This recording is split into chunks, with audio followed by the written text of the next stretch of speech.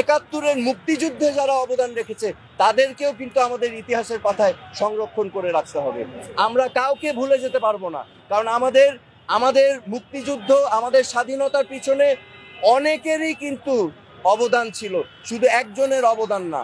এটা আমাদের সম্মিলিত প্রচেষ্টার ফল বাংলাদেশ। আমার এই পদযাত্রা, বিগত দিনের পদযাত্রা এবং আজকের পদযাত্রার উদ্দেশ্য হচ্ছে, আমি চাই একজন বাংলাদেশের নাগরিক হিসাবে, একজন দেশপ্রেমিক হিসাবে, বাংলাদেশের প্রথম প্রধানমন্ত্রী তাজউদ্দিন আহমেদ এবং সৈয়দা জোহরা তাজউদ্দিনের মতো দেশপ্রেমিক দুই ব্যক্তিত্বর সন্তান হিসাবে আমি আমার দেশকে ভালোবাসি বিধায় আমি আমি আমার বিবেক আমাকে ধাবিত করেছে যে এই দাবিগুলো যদি বাস্তবায়ন হয় তাহলে ভবিষ্যতের বাংলাদেশ সুন্দর, বৈষম্যহীন, আধুনিক, ন্যায় বিচার সহ দুর্নীতিমুক্ত, অনিয়মমুক্ত বাংলাদেশ আমরা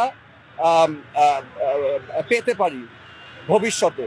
এবং আজকে যেই ছাত্র জনতার আন্দোলন হয়েছে, বৈষম্য বিরোধী ছাত্র জনতার আন্দোলন, এই আন্দোলন এবং আমাদের মহান মুক্তিযুদ্ধের যেই চেতনা এবং মহান মুক্তিযুদ্ধের যে উদ্দেশ্য ছিল, আমি দেখছি এটি এক এবং অভিন্ন।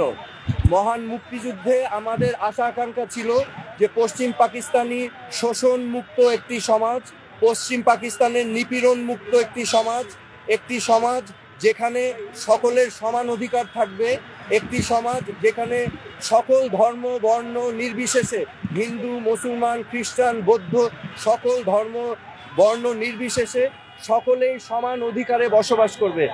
এমন একটি আধুনিক, সোনার, সুন্দর বাংলাদেশের স্বপ্ন দেখেছিল 1971 সালে, যেখানে যেই বাংলাদেশ বা যেই দেশে কোনো অনিয়ম, দুর্নীতি থাকবে না। যে আজকে আমরা যদি নতুন প্রজন্মর কাছে আমাদের সঠিক গৌরবের ইতিহাসগুলো তুলে ধরতে পারি, আমাদের মুক্তিযুদ্ধে যারা অবদান রেখেছে, এবং তার পাশাপাশি এই যে আজকের এই 2024 সালের যে আত্মহতির বিনিময়ে আমরা আবার আরেকটা সুযোগ পেয়েছি বাংলাদেশকে একটি সুন্দর বাংলাদেশে বিনির্মাণ করার, আমি মনে করি এই দুটো এক এবং অভিন্ন।